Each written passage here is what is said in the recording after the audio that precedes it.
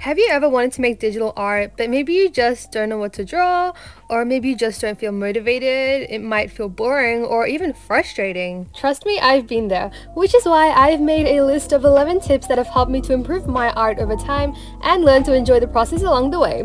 Let's get past this intro and straight into it.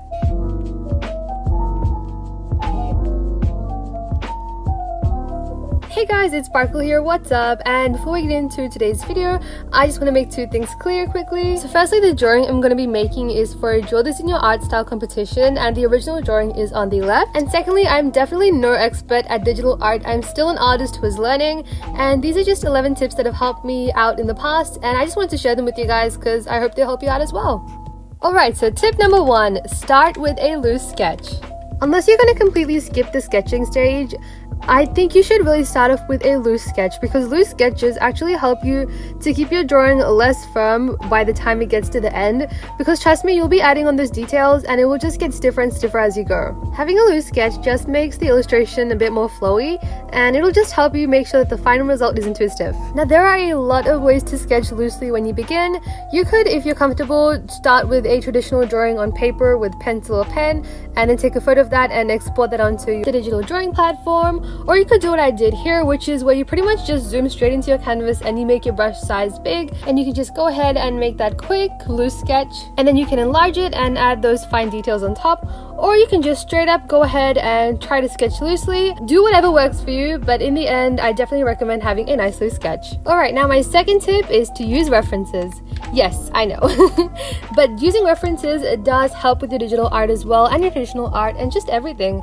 Because when you're feeling unsure about something, it's definitely a good idea to look it up and just have a bit of inspiration in front of you and just to know what you're actually trying to do. In the past, I've used references to inspire me when I'm drawing characters. I've used it to help me out with drawing poses, for example, and eyes, hands, and in this instance, how to draw a pumpkin. But yeah, I definitely did start seeing differences with my art once I started using references to inspire me. Alright, now onto the third tip. Now this tip is something that I've just started doing recently, and it is to flip your canvas.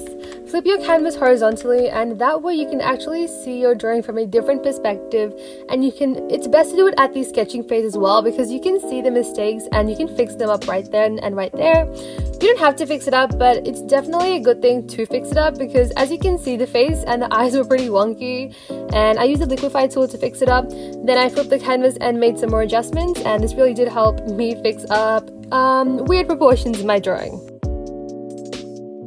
Alrighty then, on to the fourth tip. Now my fourth tip for you is to definitely experiment with different line weights and different textures. And in digital art, you will have a very good variety, so definitely make sure to experiment with your options. Whether you're coloring, sketching, or painting digitally, experimenting with your line weight and textures will add a really cool effect to your drawing. Sometimes it might just be a minor detail, but in the end, it'll just make your drawing look much better overall, because every detail counts and it just adds so much variety. Okay, now my fifth tip for you is do not hesitate to zoom in. Digital art comes with many cool features that traditional art does not have, and zooming in is one of them. Whenever you feel like your line art isn't turning out, if you just want to have more steady brush strokes, make sure you zoom in, because I know when I personally started, I tried to treat digital art like traditional art and I tried to avoid zooming in. But once I did start zooming in, I could see some major differences, and that definitely did help. Again, take these features of digital art to your advantage.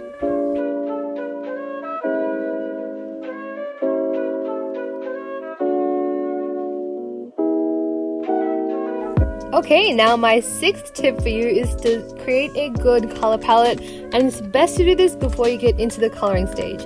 Now, a good color palette is really important to your drawing because, well, the colors are like what make it pop, am I right? So when you're picking colors, make sure you look at the color wheel and the position of colors. Are they contrasting with each other? Are they analogous colors? And just have a look at that and choose colors accordingly. Now for this specific drawing, I didn't have to choose the colors because they were already there since this was a Draw This in Your Art style competition. But here are some examples of color palettes that come in the Procreate app, and these are really good examples as well. But yes, make sure you look at the color wheel and choose your colors accordingly. Moving on, tip number 7 is to experiment with different brushes. Now when I started using Procreate, I was kind of overwhelmed by the amount of brushes there were, and I kind of found my top 3 or 4 favorite and kind of used those for my drawings. But once I started to experiment with different brushes, for the sketching phase, the line art phase, the coloring phase, and pretty much everything else, I definitely found that my digital art improved overall. And this is just because different brushes will help you to add more textures, and it just creates a really nice touch to illustrations. And yeah, it just comes back to the idea of texture. And it also creates a variety, and those minor details in the end are something that really stand out.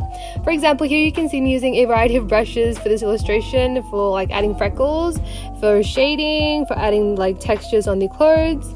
And you can experiment with different brushes when you're adding color, when you're erasing, or even smudging and blending, and you can see the difference for yourself. And like I said, these are all small details, but they make a difference. So here you can see the different textures I was using on the cheeks, lips, the outfit, the pumpkin. They're all pretty random, but yeah, I think they do add a nice touch.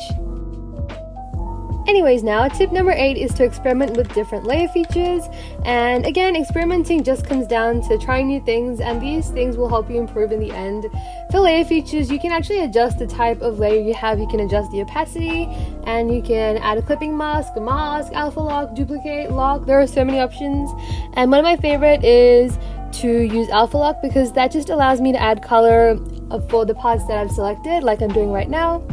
And yeah, definitely experiment. Experimenting is really important, and it's a really vital part of learning.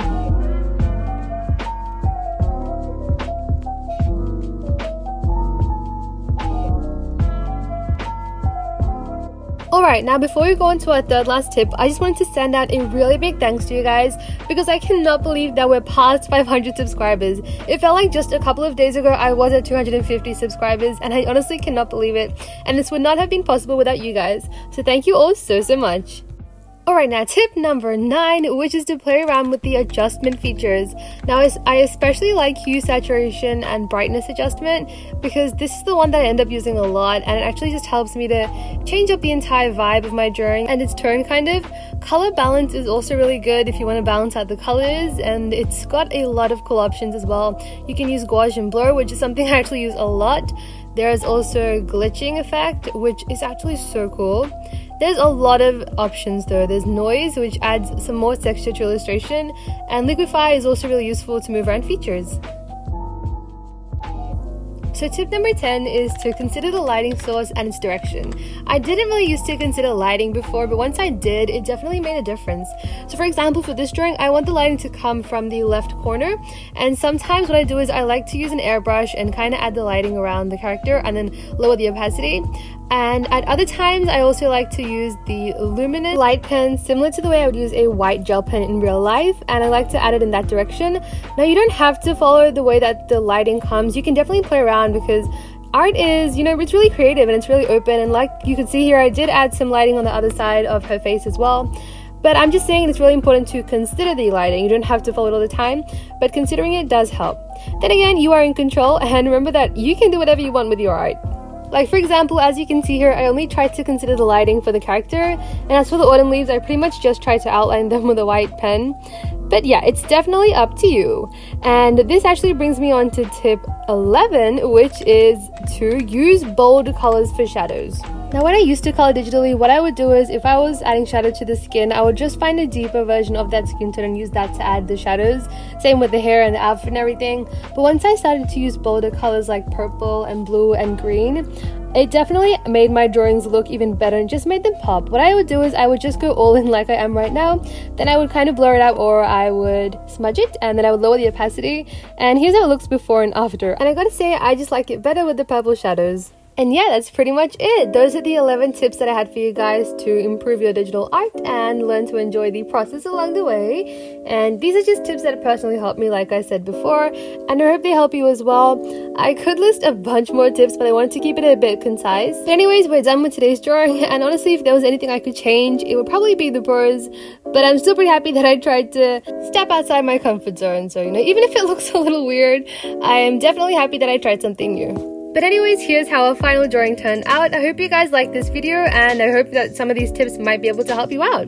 Anyways, other than that, have a fabulous day. Stay awesome as always, and I'll see you all in the next one. Bye guys!